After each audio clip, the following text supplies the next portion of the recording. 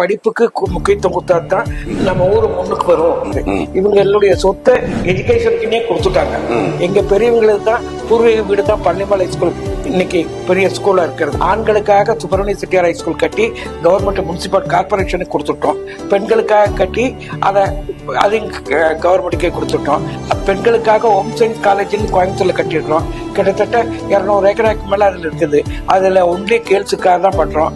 அந்த காலத்துல ஹாஸ்பிட்டல் வசதி திருப்பூர்ல கம்மி.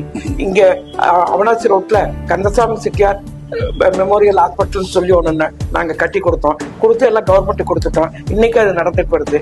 அதுல பிரசவ ஆஸ்பத்திரி ரொம்ப ஃபேமஸ். திருப்பூர் மெயின் ஹாஸ்பிட்டலுக்கு பக்கத்தால எனக்கு பெரிய பூமி இருந்தது. அதுல ஃபயர் சர்வீஸுக்கு எல்லாம் கொடுத்துருக்கோம் இடம். இன்னைக்கு கொடுத்து ஃபயர் சர்வீஸ் நடந்துட்டு இருக்குது.